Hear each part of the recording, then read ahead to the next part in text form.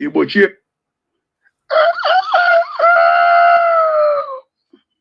chiefo Igbo chiefo bilite nọ n'ụla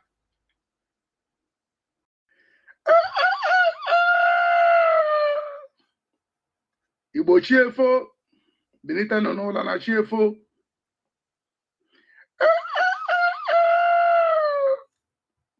Igbo chiefo na bilite nọ n'ụla ndị Igbo na-alahụ ụlọ chiefo ndị Igbo chiefo. I would like to use this opportunity to say good afternoon from this part of the world where I'm broadcasting from.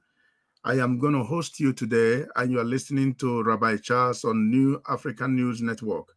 We are simultaneously broadcasting on various platforms. I stand to be corrected, about 6 platforms right now. If you tune into YouTube, you can view this, listen to this broadcast from there. Facebook, Twitter, and Instagram. I stand to be corrected. You can listen to this broadcast, and I can tell you that if you pay good attention, stay tuned this afternoon from wherever you are listening from, you will benefit and you know exactly what is going on. Once again, I'm Rabbi Charles. Today is the 9th of March, 2023. I'm coming up with so many events, so many developments coming on from Africa, and I'm going to beam this network to West Africa, to Nigeria to be precise. And I'm going to discuss with us on the events going on in Lagos, and it was yesterday. I have predicted this thing go to all my previous broadcasts. You will hear it right there before this event began. I said to you guys that the very man that they fraudulently want to elect as the president of Nigeria, Mr. Bola Ahmed Tinubu, is sponsoring thuggery and terrorism, and is into so many various crimes. And it is a very major big cabal in Nigeria and in West Africa. If you people don't rise up and to stop this developing event, it is just like cancer. It will eat all of you there up. This is what is going on. You may not like what I'm going to say today. You might pick offense, but I can tell you, I can guarantee you that you will see it unfold within the shortest period of time.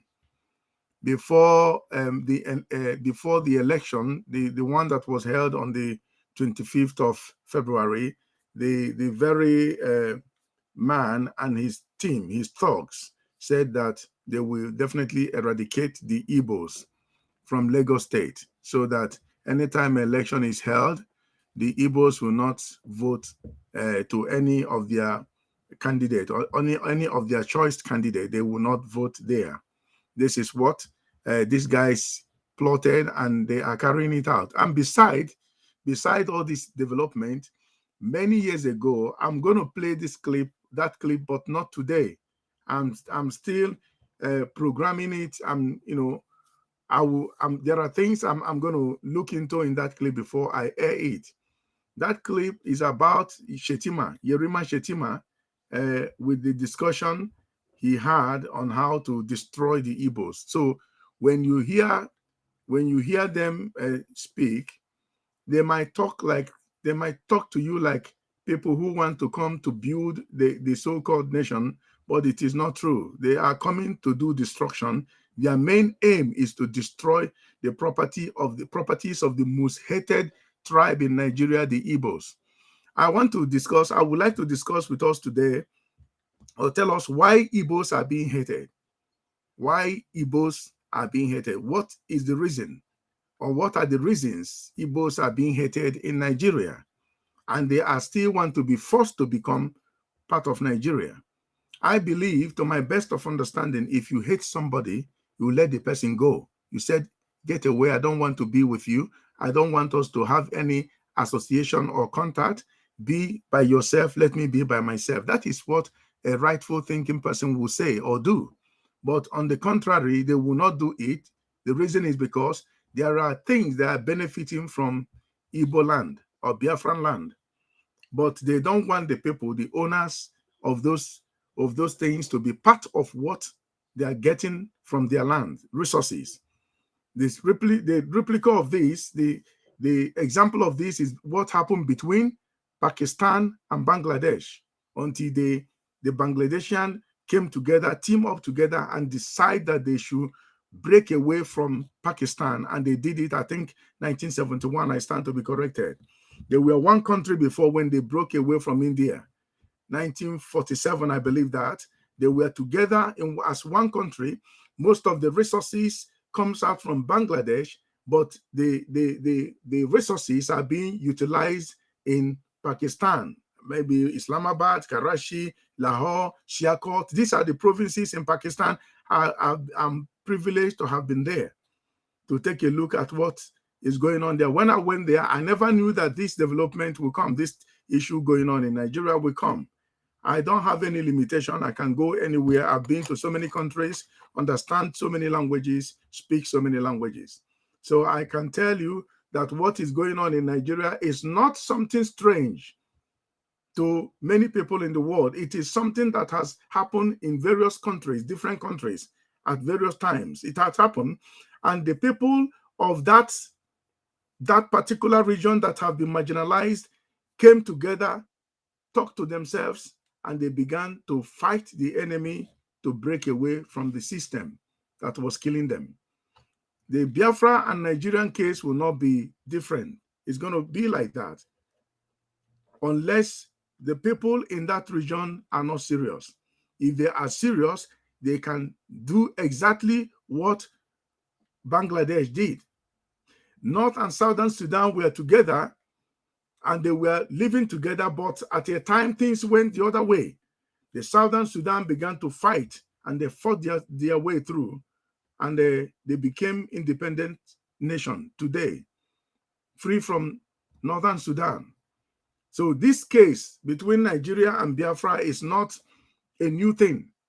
So I want people listening to me to get used to the system of what is going on. And I will speak to the Igbos with their language. I'm going to talk to the Igbos, but I'm just making general comment of what is going on in Nigeria. I know that right now there are issues going on with the political parties and so many things in the House of Assembly in Abuja there, where they are saying no to the system, to INEC, that they rigged the election, that they did not follow their procedures, and they are not going to get away with it. And anyone listening to me, if you're an agitator, pay very close attention. You can agitate, yes, but you have to listen to the development. You have to listen to the development of view what is going on in the country where you are agitating, and know exactly why you are agitating, and you know the angle where you can go. You don't agitate for no reason. You don't walk or fight without direction. You have to have direction. You have to be updated with what is going on. Many people residing in Nigeria, or the so-called Nigerians, are not happy with what is happening today. They are not happy. The Yorubas are not happy. Part of Yorubas are not happy. The Hausas are not happy. The southern Kaduna people from Zaria, they are not happy. People from the Middle Belt are not happy. Recently, terrorists came there and massacred so many lives. More than 100 people were massacred. And they said they have president in Nigeria who is presiding over the affairs of Nigeria. Till now, he said nothing, no comment. In Enugu, they came there, terrorists came there, and they were massacring people in somewhere in Kanu area. I stand to be corrected. Some of them were apprehended, and they asked them, who sent you? Where are you coming from? They said they have their base in a place called Lokpanta. I think that place is either in Abia State, Lokpanta. So that is where they are coming from. And people who have been there said that that place is completely taken over by herdsmen. So when you see Muslim ticket coming saying that they are going to take over Nigeria as the head of states and deputy, you ask yourself question, where are the Christians in Nigeria? Where are the Christians in Nigeria? Why are they mute? I received so many voice clips, people who are very, very distressed with what is going on. Some of them spoke in Igbo language saying, why are they embracing Christianity? That Christianity is not a strong religion. It's not about Christianity. I want to tell you this. It's not about Christianity. It is about the people who embrace that religion. It is about them. It is not about Christianity. Christianity, if you go through your scripture, you find out, you will notice that there was a fight. God, this fight we hear about today started from heaven. The word of God says there was war in heaven. He didn't say there was a war in Israel. He said there was a war in heaven. Angel Michael fought the dragon, that is the Lucifer, and took him down from heaven to the planet Earth. He landed. That is where I can stop for now. I don't want to go into what happened afterwards. But if war could break out in heaven, war can break out in anywhere. If war could break out in heaven, a holy place where there is no criminality, where there is no fight, whatever. If war could break out in heaven, war can break out anywhere. The problem with some people is that they gave them religion and they forgot how to protect themselves. That you are a religious person doesn't mean that you cannot fortify yourself when you are living with an enemy or enemies. I will give you an example. A man called Abraham in the Bible happens to be a righteous man as the Bible describes him to us. That he was a righteous man. He loves God. He obeys the commandment of God.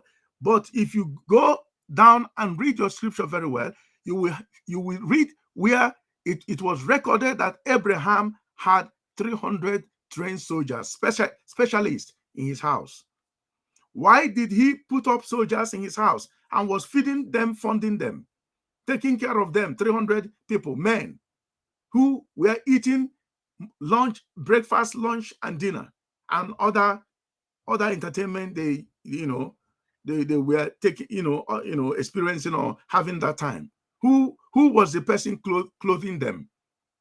Who was the person supplying them the weapons they were using to protect the region where Abraham was living? It was Abraham.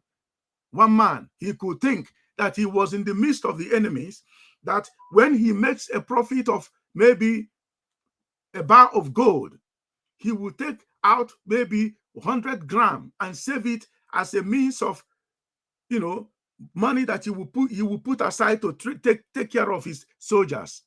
He didn't utilize all of them. He knows how to play with the money, with the resources he had. So I ask some people in Biafran land, the Igbos, why can't you do what Abraham, whom you are reading in your holy book, singing even the song that says that Abraham blessings are mine? Why can't you use the operation of Abraham to protect yourself, to do the same thing Abraham did? Why can't you do the same? Now, That is to show you that you embrace Christianity wrongly.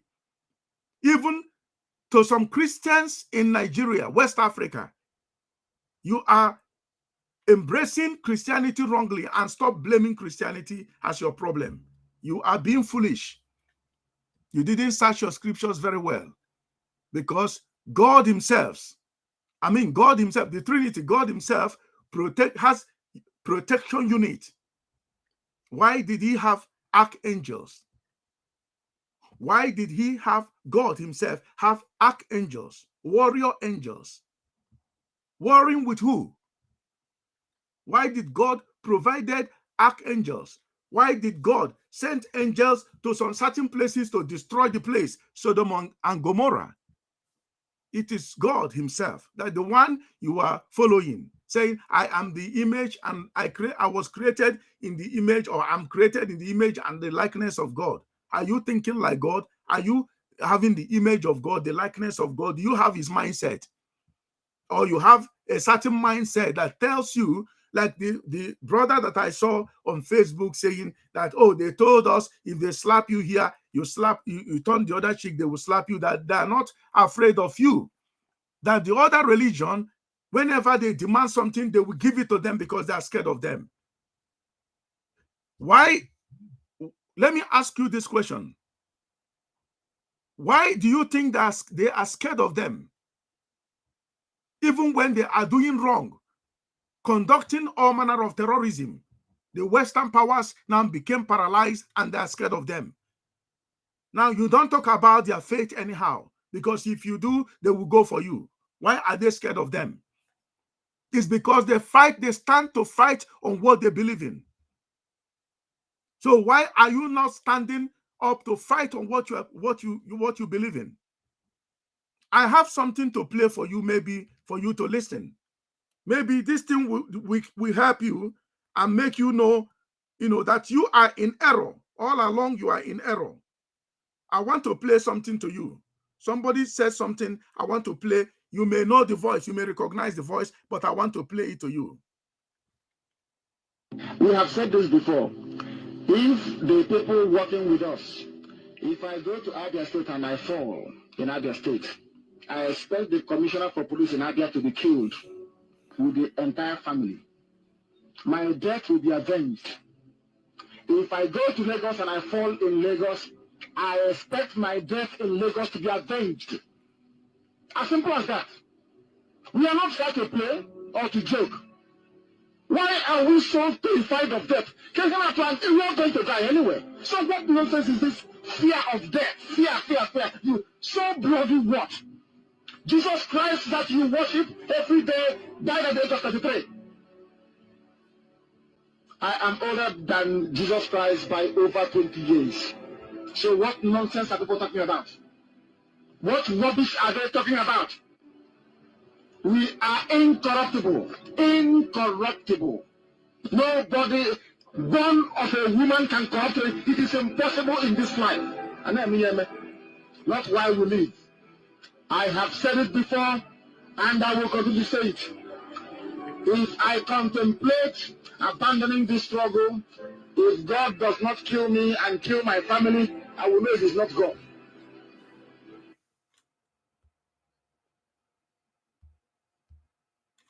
Okay. You had him himself. Agu Biafra or Hamadike One, you had him making declaration. I want to ask you, so many of you who are talking, why are we afraid? Look at what happened yesterday. What happened yesterday at Akere Market? It was set ablaze.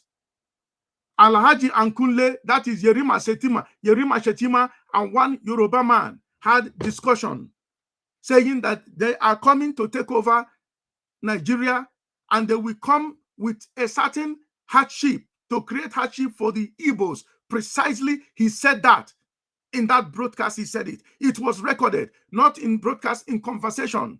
They said they were.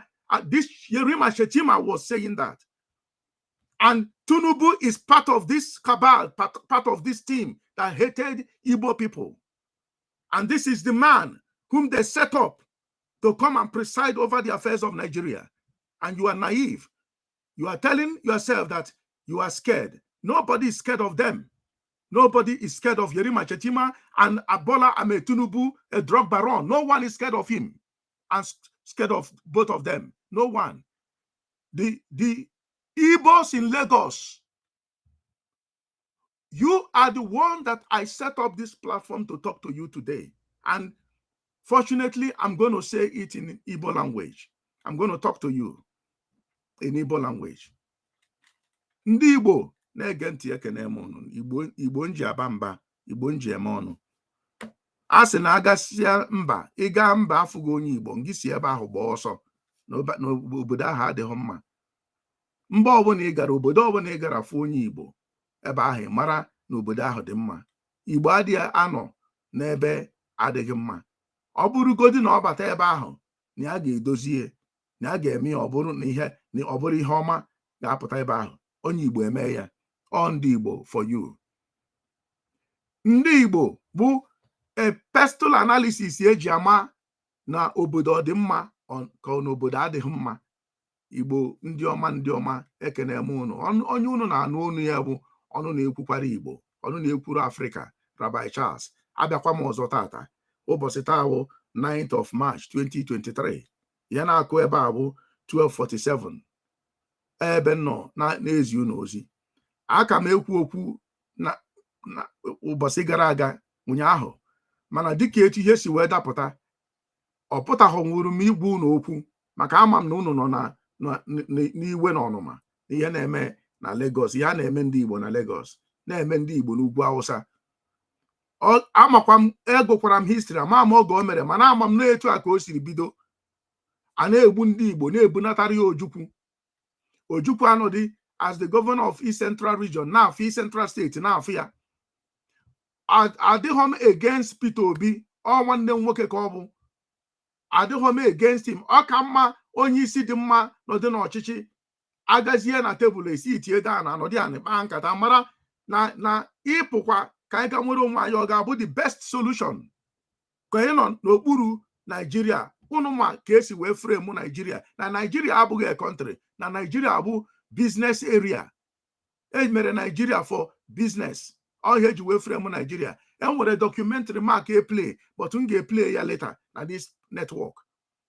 Nigeria amehọ Nigeria maka ndị nọ ebe ahụ.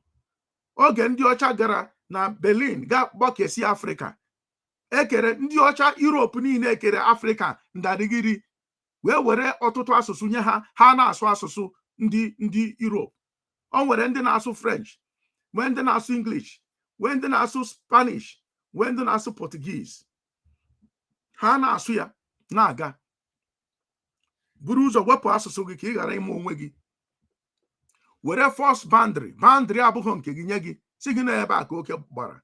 Kewasị unu niile, ekere oru, ekere Igbo, ekejie na Awụsa, were Awụsa ketia na Igbo. Ya ha na-eme.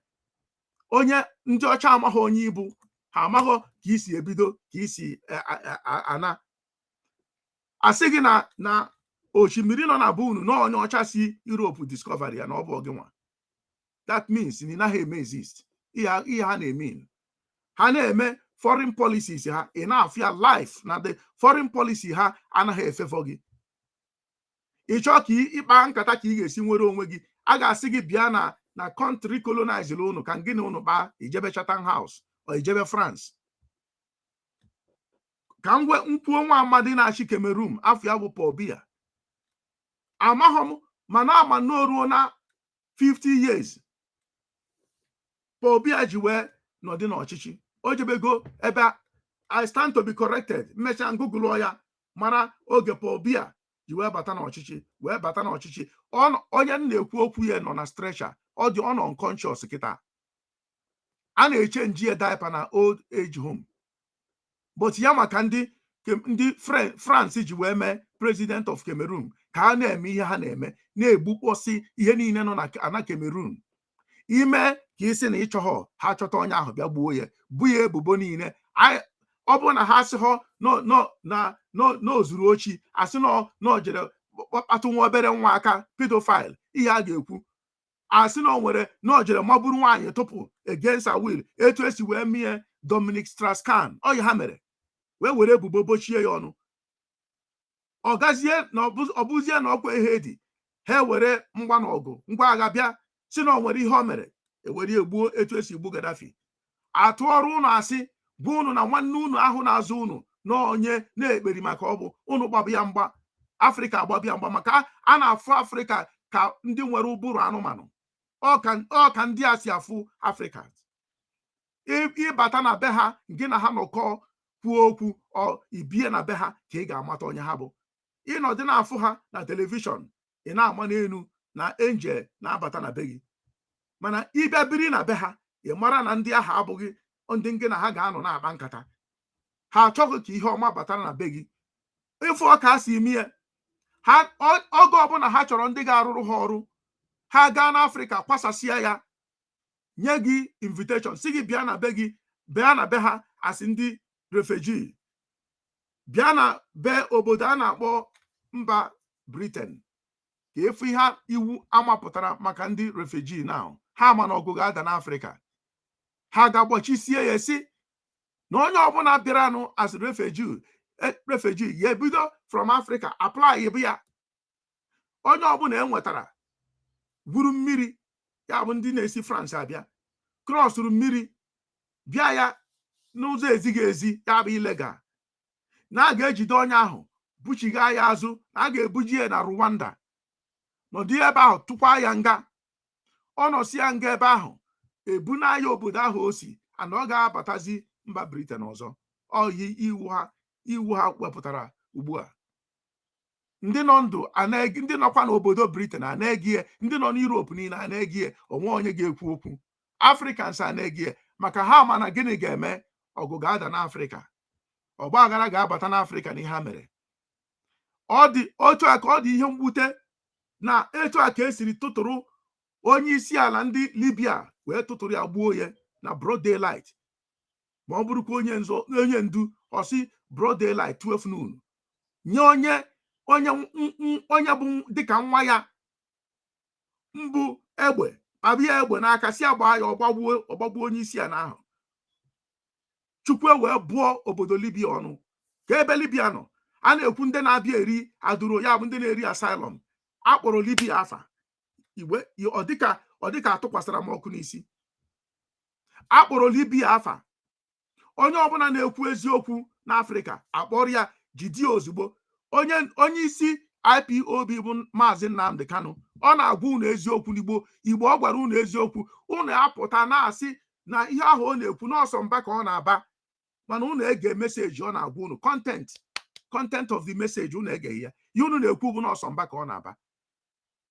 ekwu aka ha tụọ ego niile nọ n'ụwa chiji ebutie edebie n'ime ọ bụghị dị n'ime nga debie n'ebe mmadụ amahọ ebe DSS dungeon ebe mmadụ amahọ enwe asesto ọnọdụ ebe ahụ si na a ga-eme elekshọn o nwekwa ka Igbo siri gba tịkatịka mechisi ụzọ niile si na ama mme elekshọn na-aga akpọpụta ya n'ọnwụ ihe o mere etu obodo ime ya atụba gị egwu enye gị respect ime ya enye gị respect a na-asọpụrụ gị na ndị a anaghị amụrị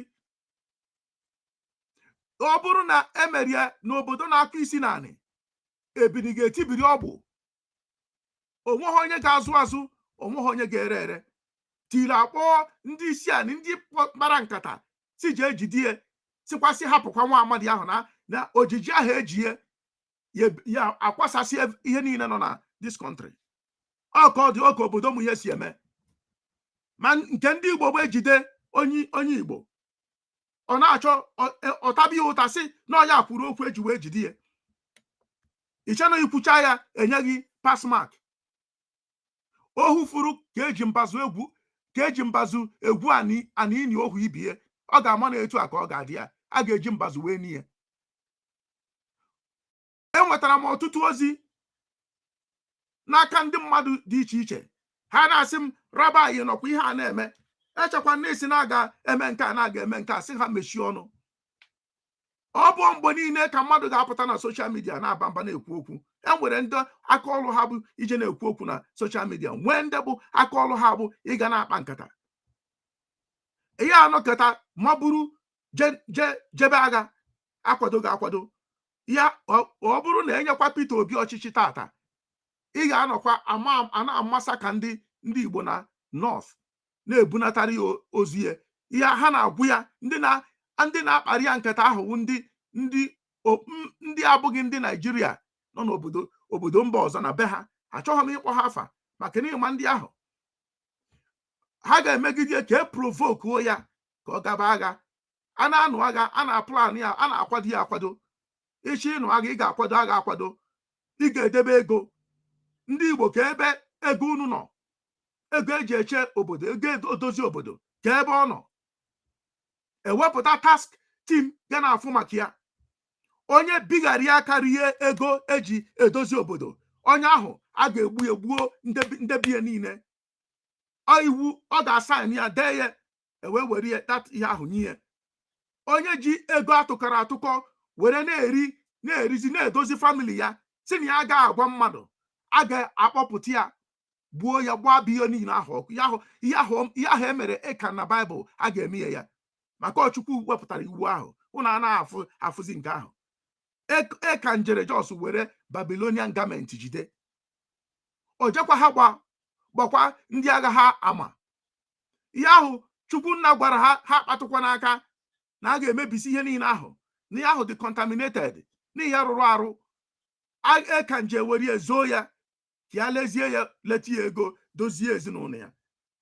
Chukwunna ewe jidie, Chukwu okike abịa ma ejidie, gbaa ya ọtọ, ya na ụmụ ya na nwunye ya, gbuo ha niile, gwa ụmụ Izrel ha egbuo ya. Iwu ahụ kwesịrị ịbata na ihe anyị na-eme tata. Ihe niile na-anụ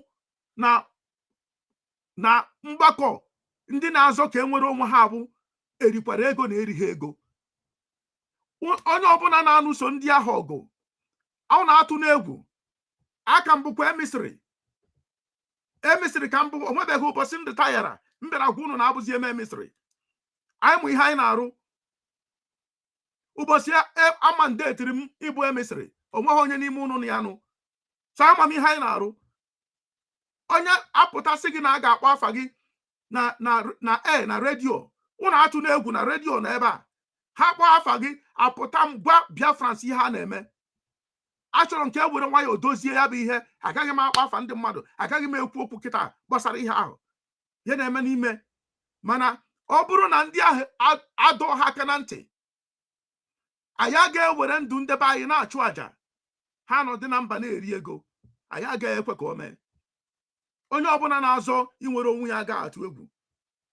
Tupu m pụta n'ije asaịnụrụ m si ọ bụrụ na ọnwụ ga-abịazi through this way, Elohim, ọ bụrụ na etu a ka m ga-esi gaa, ya si etu ahụ mee. Mana atụghị m egwu oge njere agha n'izizi. Abụ m tineja oge njere agha, ama m ihe ha na-akọ. Adị m atụ egwu. O nwere ndị na-abịa ha read m, ha na-read m wrongly. Na nwa obere nwa na-atụ egwu oge o pere mpe abụghị na ọ bụrụ etineja ọtụwa egwu. E nwere ndị amụrụ ha nwee some certain problem na mind ha ka ha pụtara ụwa. Mgbọda ha tụwe mmadụ mechie ụzọ ọkụja, ihe mee ọkụja. Ọ bụghị na nwa ahụ na ọ ga na-akụja ruo mgbe ebighị ebi. O nwere oge ga-abụ oruo, lion nọ n'ime ha onye ahụ apụta, ọya agụ ahụ nọ n'ime ya apụta. Nwa ahụ na-akụja oge o pere mpe, agụ ka ihe ahụ bụ. Mgbe o rute, o nwere eji ya gbuo ruo, agụ ahụ apụta. Ụnụ a na-afụ agụ life. A na-edebe ogbunigwe gbaa, ọ na-atụ egwu. Asị a ji ewere ihe a ji eme, ọ na-atụ egwu. Ya bụ ndị ọbụla n'ihi nọ na inwere onwe anyị, achọghị m ịma grupu ị nọ. Ma ọ bụrụ na enwetara infọmeshọn na ọ na-aba atụsi ego, iwere ego ahụ garie. Si na onweghị onye ga-ajụ gị ajụjụ, a na-ajụ gị na-aba mba. Si na onweghị ihe ga-emenụ, n'idebere ndị mmadụ n'ụlọ, ndị ga-ejere gị ozi, ndị ga-eme nke a mee nke a. Achọrọ m ịgwa gị okwu. Nwaanyị, ma ịbụ nwaanyị ma ịbụ nwoke, achọrọ m ịgwa gị okwu. Dibịa na-agwọ otoro edebeghị ikie n'uko. Agwakwa nga ọzọ, dibịa na-eghe otoro ka otoro mebe ndị mmadụ, iki ya anọghị n'uko. Ihe otoro ka otoro mee ndị mmadụ, otoro ahụ ga-agba gị. Ihe m ga-agwa gị, apụtago m na strọgụl, onye ọbụla na-etinye nke ọ nwetara. A nwere ndị na-akpọ m n'igwe sị na ndị Igbo nwụjuru oyi, na nụ ka esi napụ mmadụ ọchịchị na onwe ha onye gbara tịkatịka. Asị onye na-ekwu okwu ahụ ya mechigodo ọnụ ya, na-enwere ihe na-eme n'ime Naijiria, na ndị ga-akwasa Naijiria nọ ebe ahụ na-eche ha. Mgbe ndị mba Britain ji mebe policy of immigration, ka unu ga-eji mata na agwọ nọ n'akịrịka. The most populous nation enwere na ụwa n'ụwa niile abụ black populous nation enwere n'ụwa niile bụ Nigeria. And the Nigeria gasa ọ ga-eme Europe affect, mee America affect, either North or South America ọ ga-eme ha affect. Ọ ga-eme every African country affect, because a ga-enwe mass migration ga-cause havoc in different locations.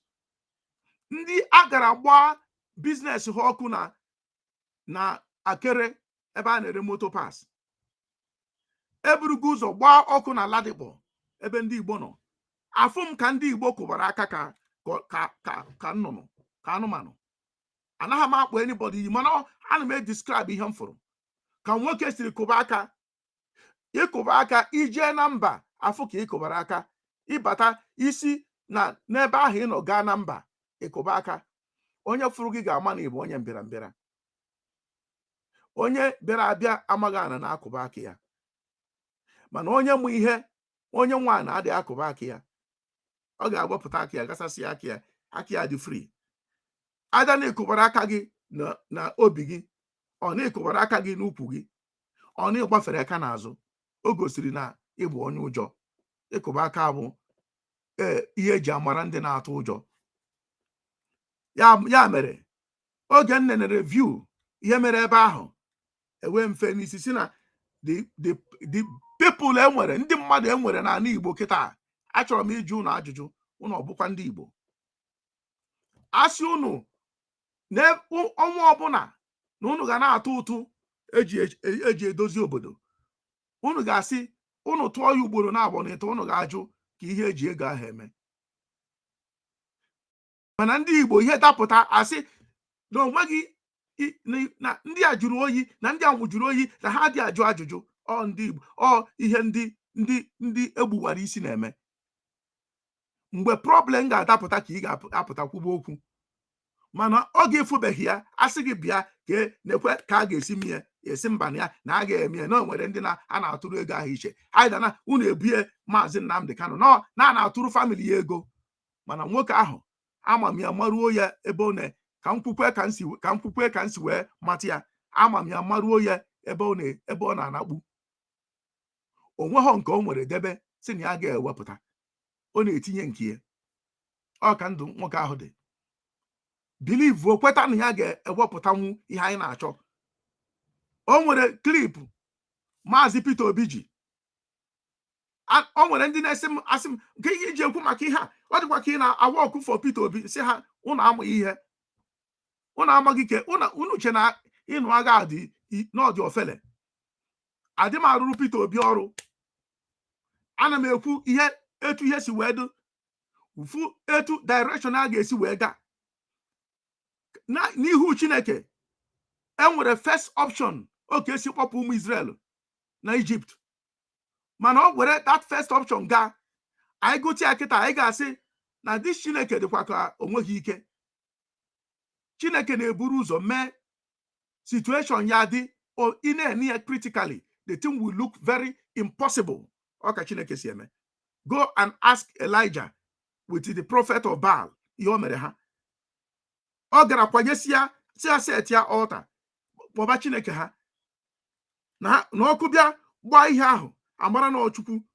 Mana ọ bụrụ na ọkụ agbaghị ya, ha kpọba Chineke, ha na-akpọ na-akụ isi na night and day onwe ihe merenụ. Oge o rute ọnụ ya, ọ sị kwanyesi ọkụ, akwanyesi ọkụ. Ọ ga werekwa mmiri ganye na nkụ ahụ, kwa mmiri na nkụ. Cherekwa ka njụ oge ajụjụ, ma ọ bụkwa n'oyibo asị wait a minute. Mmiri adịghị ignite ọkụ, mmiri na-emenyu ọkụ. Chukwu just gosi gị sị na ya bụ specialist na impossible situation.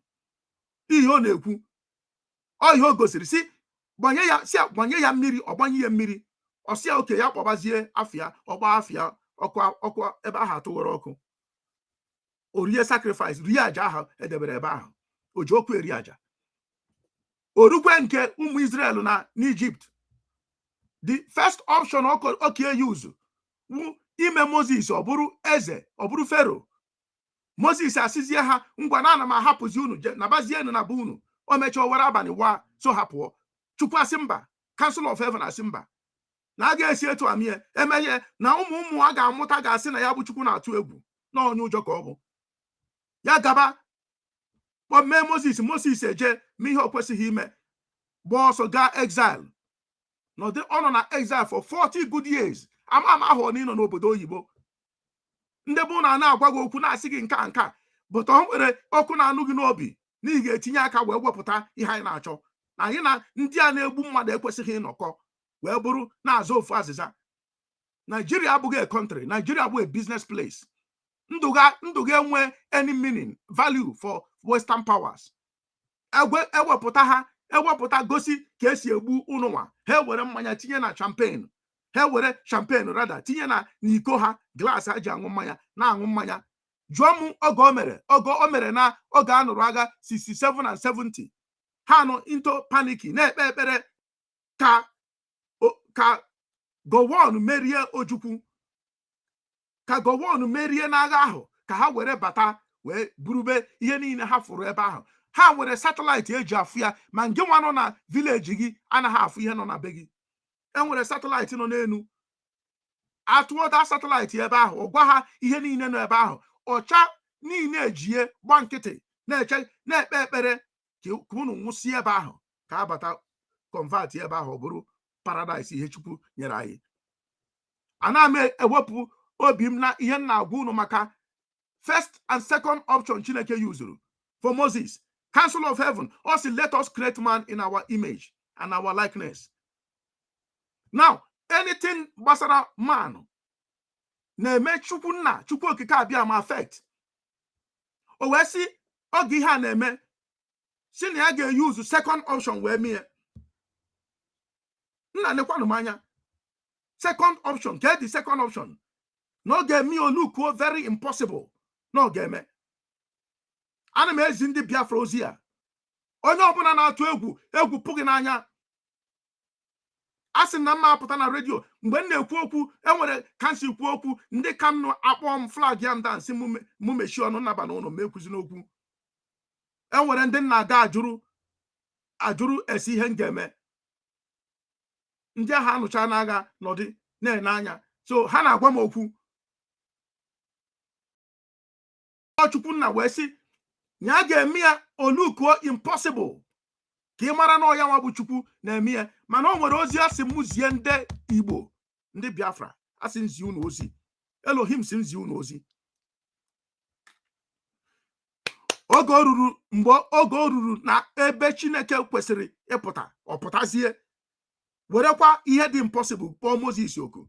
Ọhịa na-enwu ọkụ ahụ a na-agba ahịhịa n'ebe ahụ.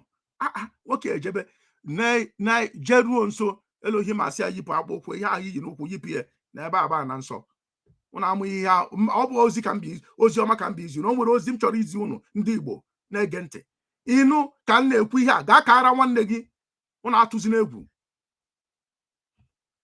Oge o gosiri Moses ike ya niile, ọ bụcha ike ya niile, ike ọ chọrọ igosi ya, maka o gosie ya ihe ọ ga-eme na Red Sea. Ọ sị atụpụ mkpa, gịnị ka iji n'aka gị Igbo, gịnị ka unu ji n'aka unu? Ka ihe na unu n'aka, ego nọ gị n'aka. Ị maghị na nwa obere ego ahụ iji na ị ga-achọbakwa ndị na-anụ agha, si ha gịnị ka ebe a ga-etinyere unu ihe a, enyekwana ya ndị bụ inye ha ewere erie. Ihe unu kwesịrị ime. Eritrea mere ya, Southern Sudan mere ya na-atụ ego, South Africa mere ya tụkata ego. Foreign powers ebido, foreign Nigerian gọọmenti sokwa tinye aka ka e wee napụta ọchịchị. Mgbe ahụ ka isi dị ha mma, ugbu a isi adịghị ha mma. Ha na kabals niile nọ na western world na-arụkọ ọrụ. Yabu, the clip played na web na this program earlier. Cabals. And with a cabals on a Western world. Hana ha with a union ha. How na pioneer cabals no na Nigeria, Nigerian government. He will corrupt all the whole of Africa. See in a kwoku okwa na Nigeria ka abira buru onye isi ndị Ambazonia on the cabal meria. On the France gwara ndị obodo mba na-akpọ Britain na onye ahụ batakwara na bunu na ha achọrọ ya maka France na Britain bụ agbata obi ihe kewara ha bụ North Sea. Ihe ọbụla bụ their interest ha si no na ha na-eshare intelligence. Ọ ihe gbasara ha mana anyị nwa Africans na-egbu onwe ha. Adịzie ka abụrụ Africans ọnụ. Africans anaghị eche echiche ọma. Eji m iwe n'ọnụma na ezi ozi a. Ọ bụrụ onye mmejọrọ ya gbaghara. Mana enwere ihe nchọrọ igwu unu. Oge Moses nụchara ihe Elohim gwara ya, ọ si achiga azụ back to that place o si gba ọsọ. Achiga azụ ebe ahụ. Ka o ruru ebe ahụ, the rest bụ history. O mekatara Egypt, ọ kụketara Egypt mgbamgba si na ya decide harden heart ifero obi ifero na ya mere ya ka obi ya kpọọ nkụ ya si ya ekwetakwana ka ya wee ma ha mmọnwụ abaghị kwuru ihe ọ gwara ha. Onye kere ụwa na-ekwu okwu ahụ. Ọ naghị alike ihe emere ọ dị so easy. Ya ama the value.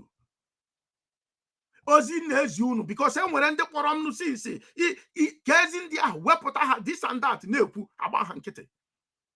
Enwere ndị na onye superior power na-agwa m okwu. Ọ sị m gwa ndị a ha jee nene ihe mere n'Egypt n'ọkwụ ya bụ onye ahụ mere ya no I am the same yesterday today and forever. Ọ na-agbanwe unu na-agụ ya n'egwu mana unu nwee nsogbu unu atụfuo ya chezu ya. Ndị emeziri Africans ha na-enwezi memory. Ọ na-abụ ha chee ha tụfuo ya ha tụfuo ya. Chifokpo ha ya ọ gafee na ha dị enwe history memory book ebe a na-edebe history. Ijekwa osi ike ije consult all the history book gụọ ya. Ndị Igbo enwezighị ya. Agba na-emezi anyị ihe a na-eme ụmụazị karịkachọ na Nigeria na mba a na-akpọ Nigeria. Enwere ndị chi n'ọdịkwa ka politics ka m gwa gị ihe nọ na ihe eji anụ agha unu amaghị. Inwe ka isi nwee nsogbu ya bụ ihe na-eme na between Russia and Ukraine. Ihe enwe bufa Ukraine bụ bufa kịta ewere Ukraine na-ana ngwa agha ndị Russia n'iyi. Ọ ihe eji ya eme were ya na-anagodi ha n'iyi ka engage ha hechen ọsọ Ukraine na-anụso ha ọgụ. Mana onye na-achị Russia mana ihe abụ ọsọ Ukraine. So ewere Ukraine na-eme ya. O nwere oge ga-abụ oruzie ngwa agha ndị Russia ama ndizi etu o si dị mbụ ha wee bịazie pụtazie full time. Ọ ya bụ agha ahụ ekwuru na akwụkwọ nsọ na the book of Ezekiel, Gog and Magog war. Ọ ebe ọ ga-esi dapụta. Ha na-eche ka ya bụ ihe ka ndị Russia utilize godi yuzuo ngwa agha ha. So ha pụtazie ha agazie enwe enough. So ịbịa n'obodo na-agha a na-enwe ndị ị ga-eji wee mee bufa. Kpọọ ya political movement. Ịgbagodi nkịtị si ya ngwa ha na-eje ma nke nwa nwere ihe ibu n'obi enwe ebu n'obi gị ịgba nkịtị. Ọ ka esi eme ya. Mana ọ bụghị ịpụta isi ka ije si nke na onye ọbụla nọ na nsogbu n'ilo. Population crowd ndị Igbo niile so Peter Obi. Ndị Middle Belt so Peter Obi. Ndị Christians niile so Peter Obi. Part of Yoruba Afenifere so Peter Obi. Ị ga-apụta ebe ahụ na-agba Peter Obi mgba ị ga-emechi ọnụ gị. Ya were godi ikikerie na ndị otu ya dọba ndị zundudo. Enemy to your enemy is your enemy. Ọ naghị abịakwa ka o kwuoro gị ọnụ gị. Ọ naghị abịa ka ọ zọpụta gị. Mana ịma ka ndị adacha adam because ha sị na an infidel cannot rule them. That is what the Northerners said. They see Peter Obi and his team as infidels. A Yoruba person will tell you that the Yoruba within the northern groups will never lead prayer. Even though he's a Muslim, he will not lead prayers among them. He's not allowed to lead them in prayer. Why? It's because they feel that he's inferior to them. So why are you not looking or reading the handwriting on the wall? Here that potato in a chia go see to ahu o si no na small skull gi we me ajuon gi ibu onye army mba ijere military training mba ijere intelligent training mba ijere anything gbasara security mba gini ka ibu ibu a buying and selling person, a trader, or ina alu or ina anya ugbo ibu driver, ibu a medical doctor. That doesn't mean that ihe gbasara nchekwa obodo ga-esi enweta obodo. So mgba ihe inweta obodo ruo imebe consultation jụba ndị nọ into that thing, jụba ha ajụjụ were ya rụba ọrụ. Ị ga-ajụ ha ajụjụ si ka ije na ị ga-eme n'ike aka gị etu iwe si dị gị n'obi. A sị na nwata erughị eruju ihe mere na ya mee ya. Oge m jụrụ ndị agha ajụjụ na mba ndị na-achị ụwa, ha sị anyị ejekwana etu anyị si je mbụ, na ije etu anyị si je mbụ na ha ga-egbukwa anyị ọzọ. Ndị Igbo were na Igbo nuri eji. Ọ ihe eziri m, eji m ya written ejekwana etu isiri je mbụ, na ije ka isiri je mbụ egbukwa gị ọzọ. Anaghị eji iwe na ọnụma eme decision. Iwe wee gị ije dị naanị gbagodo nkịtị. Ị ga na-ene anya ka onye amaghị ihe, ha ga na-ache na ịmaghị ihe. Enwere ihe m fọrọ oge ha na-ekwu okwu gbasara Maazị Peter Obi. Asị na Peter bitrele Jesus Christ na ọ ga-ebitere kwa ụnụ. Mana jụkwa jee gụọ akwụkwọ nsọ, marakwa na enwere oge ha bịara ibu Jizọs ya echue ha machi ya. Ọkwa nwa amadi a na-akpọ Peter wepụtara ube jiri ya wee gbapụ soja ntị. Jizọs ewee sị mba, chere enwere ihe na-eme na within the council of heaven. Peter ị na-aga ụzọ ọzọ were mma gị tinye n'ọbọ, ọ na-eni esi o jee tụtụrụkwa ntị nwoke ahụ, tinyekwu ya na ntị ya anachighị azụ dị etu ọ dị. Ha niile furu miracle a, signs and wonders ya. Ihe o jiri m ya bụ maka na oge ikpeazụ ije na book of Revelation, ọ sị, let he who have ears hear what the Spirit is saying. That man ruo that day ọ ga-asị Chukwu nna na enwe ears, na enwe ntị, so na anụ ihe Spirit nwa kwuru. Eka o ji were ntị ya nye ka o were nụ ihe Spirit na-ekwu, maka that Spirit nọ in human form na-agwa ha okwu. Ọ Peter mere ya. The same Peter on the Pentecost day, mmụọ Chineke adakwasị ya n'ime.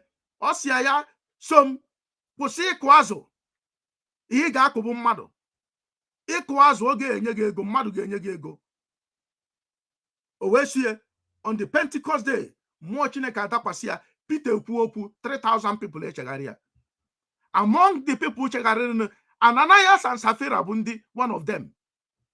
They were business owners, they were property owners, they were into real estate. Obodo na-ewu ewu oge ahụ bụ Cyprus, ebe ha nwere ụlọ, ebe ndị ji ego na-abịa azụrụ ụlọ. Cyprus ụnụ fụrụ. So o nwere ndị rere property ha wetara Peter ego. These two couples ere nke ha were some money debe, were some wejere Peter wee jụọ ya maka mmụọ Chineke nọ ya n'ime full time. Si ego na aka irere ihe a, ọ sị ya na ego a n'ihe a ka erere ya, ọ maburu ebe ahụ daa nwụọ. Nwunye abata eburu ebupụ, yani nwunye abata ọjọọ nwunye esi ya ego na aka irere unu rere ihe, ọ sị ya na ego na maka agbaghị izu. Ọ sị ya na ụkwụ buru di gị ya bịakwa buru gị na di gị anwụọ, na nwaanyị ahụ ya collapse ọ daa ebe ahụ nwụọ, eburukwa ya gaa na ya. O wee sị ya na ọ bụ ọmụnwa ka ịtụrụ asị, na ịtụrụ mmụọ Chineke asị. Mmụọ Chineke was there full time, full blown. Ndị mmadụ na-atụ asị today na-ana free, na-eme ndị mmadụ ihe ọjọọ na-ana free. What am I trying to tell us here?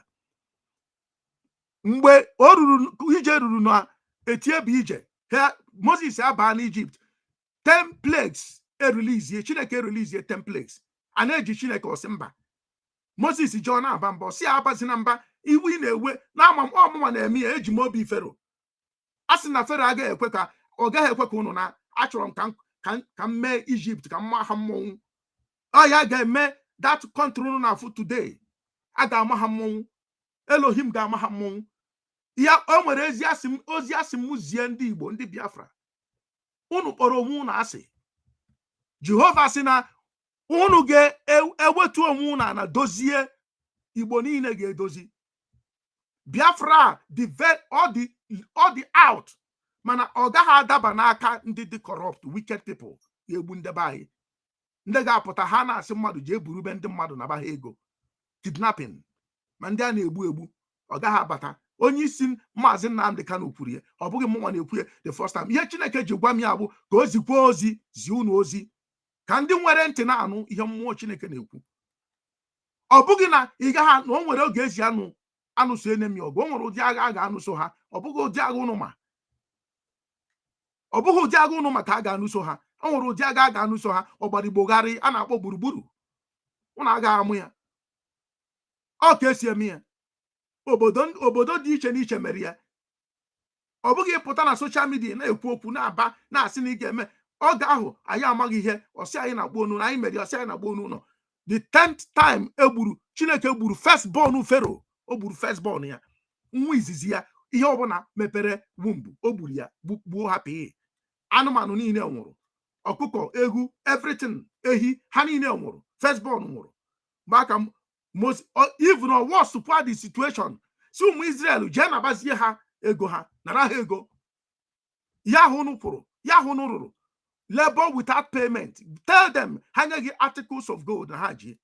Imagine ebe ị batara, ebe mmadụ abịa kwabara ozu, isi abikonu na abịakwa ama akwa, ihe m bịara bụ ka unu nye m gold unu. Ndị agha si chere just je mama Ike, mama Jubril, ọ bụghị Ike, mama Jubril, mama Isa, wetagodi ebe ahụ idebere gold gị ka enye ndị a ka si ebe a pụọ. O mere ọ dị impossible things ka o si eje nata ha gold. Moses gwa ndị a ya jee na all the houses ụlọ niile ndị Egypt nwe, si anyị na unu gold. Ha were gold wepụtasị ya nye ha. Ọ sị ya ngwa kwado na ụna na unu ga-ana. Ọnọkọta opi egbuo para, opi egbuo, opi ike egbuo. Asị akwado. Pharaoh asị ha ngwa nabazienụ, achọ nkụ unu nọdị. Kabinet Pharaoh si ya, ọkwa agwara gị agwa na ịhapụ ndị a ya nwụsị ya. Kwa agwara gị ha na nwa gị aka dị ndụ. Mgbe plague ijiji bịara, agwara gị. Nke mgbe igwu batara, agwara gị jụ. Mgbe atọ nụrụ river Nile to blood ọbara, agwakwara gị jụ. Ọ gịnị ka ị chọrọ? Ọkwa nwa gị anwụọna, nwa m anwụọna. Anyị iyi ekwezighị ya resign ọrụ gị si ebe a pụọ. Pharaoh ewesị ngwa ha naba. Ọ ka Pharaoh si wee sị ha naba. Ha naba. O rukwe n'ụzọ. Ofu onye agbakwa Pharaoh si ya n'ime na mistake. Ka ihe ndị a nabara fọ, ike ejide ha. Since ha bụ ka ezi meaning ihe niile a. Pharaoh esi mbazi ngwa si je ejidekwa ha, eje ya nwa apụ chụba ha. Ọ ebe m chọrọ igwu n'okwu kịta. Eruo ndị ụmụ Israel nọ na close to the ha pụtara na-ene osimiri anya ebe Moses dị ha aga. Ha were si ya bi excuse me. Ọ gịnị na-eme? Chere, echekwa na-enwe ihe ị na-ekwu. Ka isi lead anyị to this part. Echekwa na-enwere highway anyị ga-esi wee na marakwa na ndị a na-ekwu okwu afụbeghị bridge before. Ha afụbeghị helicopter. Ha afụbeghị ụgbọ mmiri large ship. Ha afụbeghị ya. Ihe ha fụrụ bụ osimiri, oke osimiri. Ebe a ka navigator, heavens navigator lead ha to. Ndị a kwuruzie ebe ha kwụ wee tụtụrụ okwu wee na-agwa Moses, ị ka ahapụ anyị n'Ijipt ka nwụọ. Kee ụdị ihe dị ha. Etu a ka isi si na anụ from Chukwu. Ha echezogokwa the plagues niile Chukwu Elohim kụrụ ndị Ijipt. Ha echezogo ha echezogo ihe niile wonders o mere ha. N'abalị onye ha ọkụ, ọ na-ehit wilderness desert area because n'abalị ọ na-ajụ oyi. Ọ bụrụ hita ha n'ehihie onye ha ndo, anwụ aga na-acha ha. Ha chezọrọ ihe niile a. Ọkụ ahụkwa na-enwu, ọkụ na-enwu n'eluigwe. Ha ma ka ọkụ ahụ si pụta. Ha ka na-abara Moses mba. N'ọka aka mma na eniri ha n'Ijipt. Afọ a n'ini ha anya na nkịta na ha ga-enwezi a n'ini. Ọkwa ịfụna. Ịma na ha ejighọ tombstone egwu Middle East jee ebe ahụ ị ga-afụ ya. Ha eji ha n'ini egwu. Ha na-aga na n'ini every Saturday. or every Sunday ganye ndị nwụrụ anwụ flower. Oyi ha na-eme. So ha na-ajụ Moses ajụjụ. Instantly, heaven, Moses now began to make tittle tattle with them. Chineke wee send their message. But Moses, si agwa ndị a, ha kwuru ebe ha stand still and see the salvation of God, which he will accomplish for them today. O gwara ha n'ọtata. O nyere ha time. O say ha tomorrow. O say stand still and see the salvation of the Lord, which he will accomplish for you today. For these Egyptians, for this thing for here, you will see them no more and forever. Now Elohim will fight for you and you will hold your peace. Tell them to go forward. Okay, let me explain that. On nwere level ya bụ iruo Chineke ebido rụba ọrụ. Ị ga-eru na that level ọ gaghị arụ ọrụ. Ịnọdị few kilometers or few meters away from that particular position ọ gaghị arụ ọrụ. Ị ga-eje to the position ahụ ọ sị gị go to that level. If you get there, I'll take over. Ya ka Biafrans ekwesịghị iru di ya. Ha pụta n'ụzọ ha asọba mpi. Onye a jikwe nke a, onye a mere m nke a. Enwere ndị nọ n'ihe a na-azọ ọwa ego. Enwere ndị na-azọ power. Ha ji bịa na the group m kpọrọ ha ga, ha na-ana m power, na-ana m ike, si m nye ha ike, nye ha position, si ha no, gbanyụsị ọkụ, chụpụsịa ha, ọ ha nwagara fọmụọ a certain group na-eme mkpọtụ, na-eme mkpamkpa. Eji m afa ha, unu atụzi n'egwu. Maka ndị ga-aje si na ha nwere power ịkpọ m afa mmadụ na redio. Ka m pụta, aga m agasa unu niile. Unu ga-adị coordinated. Ya ahụ unu chọrọ, aga m enye unu ya. Enweghị ihe ga-emenụ, akwadoro m ọfụma, agwara m unu agwa. Mgbe ha jere wepụ na radio station ebe m na-ezighị ozi ọma, amụrụ m amụ gwa ha si, is that all you can do? You can't do that. So unu atụzi n'egwu, maka sị enwe ndị egwu ji, ọ ga-akpọkwa afa na redio, o jikwe soldiers, o ji nke a mechie n'ọnụ. Asị Chineke si unu stand still. O si tell the people to move forward. Na-aga n'iru, ma ndị na-eweta ego na-eme na ihe asị unu mee, na-atụ ego, na-ekip rekọd ya, na-atụ ego, na-eweta ihe asị gị weta. Ma ndị adịghị eweta, ama m oge izizi tupu ejide onye isi, ama m ihe nyere ndị organization a. Nwoke nọ na America ewere erie jidie. I know that. I don't dispute that. Atụghị m asị. Ha ewere erie. Onye Chineke na-agwa unu. Ọ sị m gwa unu mechie ọnụ, stand still. Igbo ga-afụ onwe ha n'anya. Imo steeti na Anambra steeti a na-anụ ọgụ, na-enwe nghọtahie. Abia steeti na Enugu steeti a na-enwe nghọtahie. Ka njụ unu, ke ndị nyere unu steeti a? Kedu ndị nyere unu steeti a?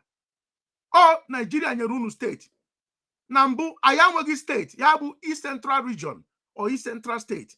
Anyị furu onwe anyị n'anya. Igbo na-enyere onwe ha aka regardless of ABC.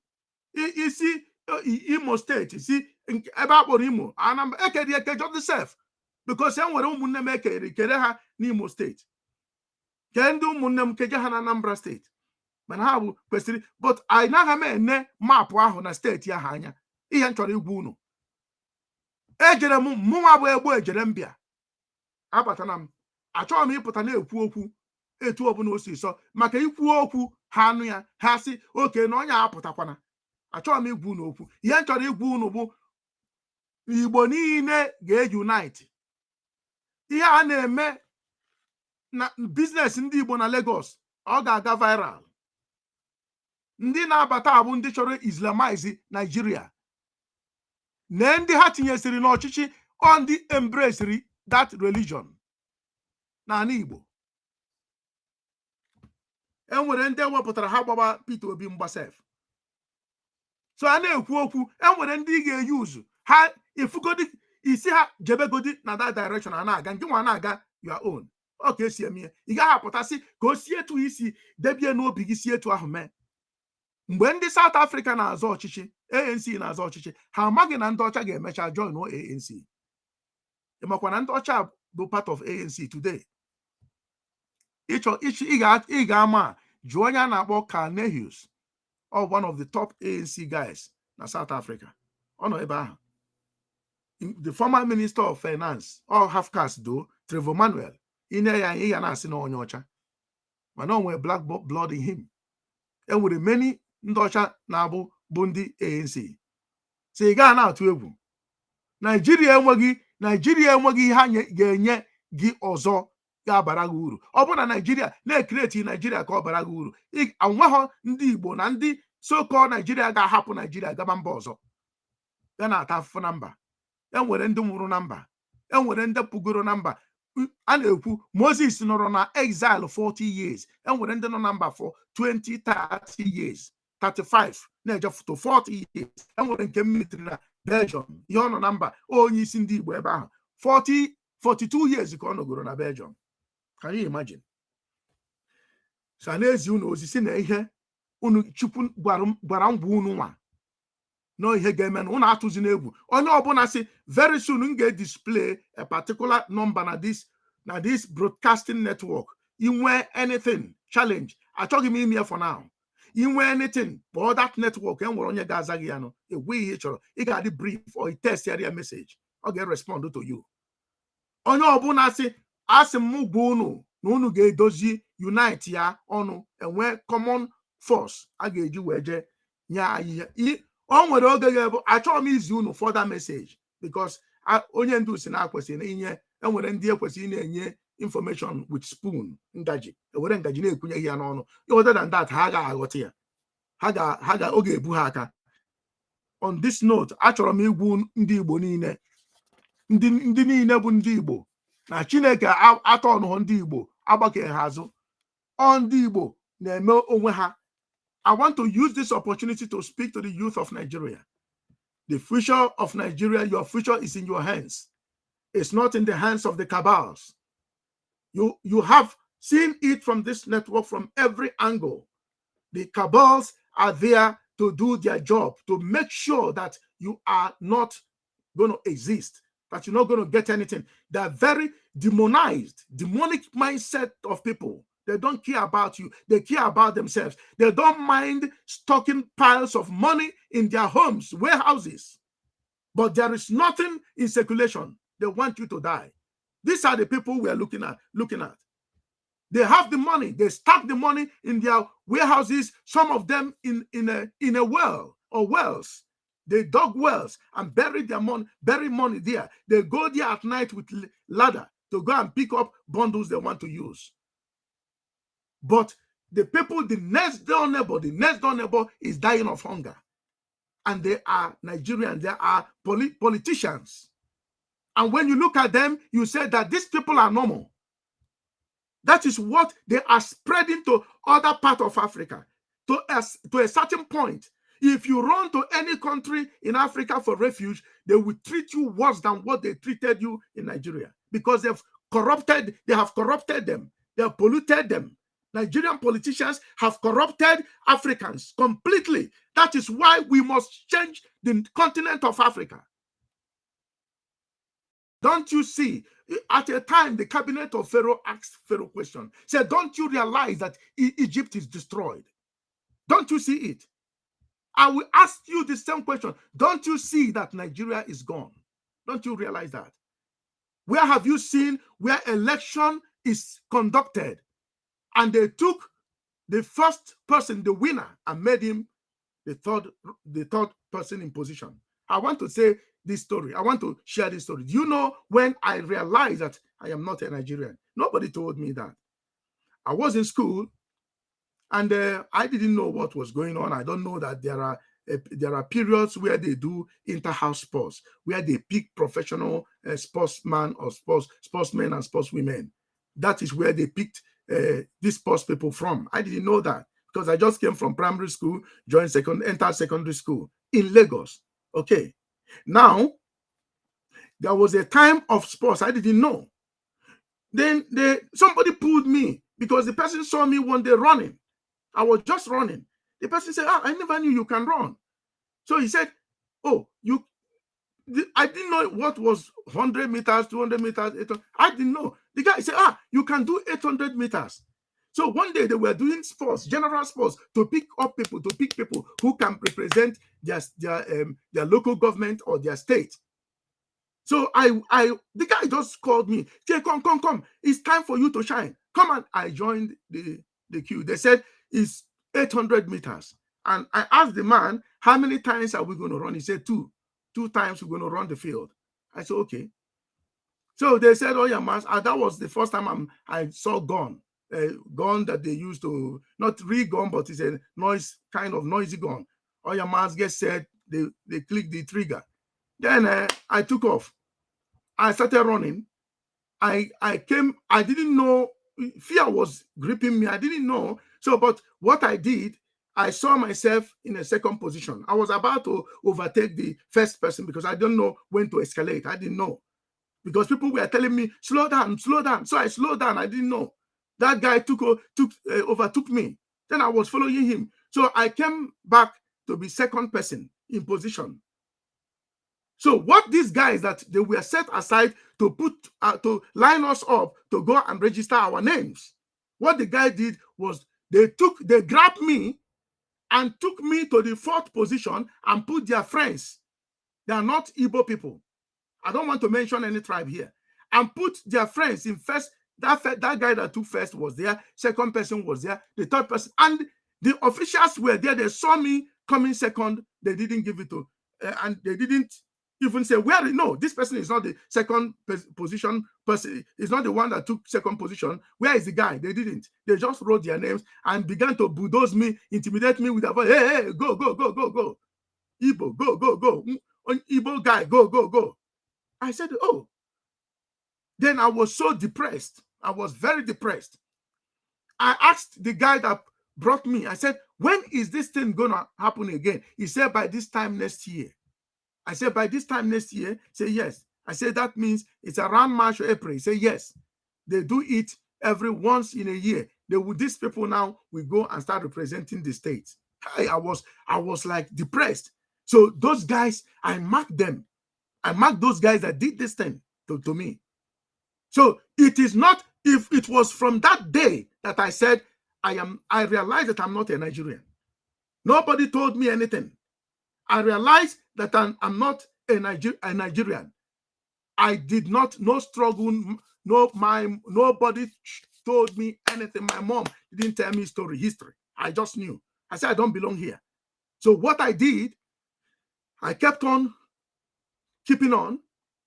So every evening I would go to some places and run. Every evening I would go to some places and run.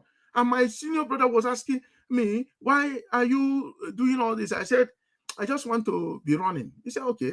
Sometimes we will team up with our group. We will go and run marathon in the evening. I will join them. So I was waiting patiently until another time.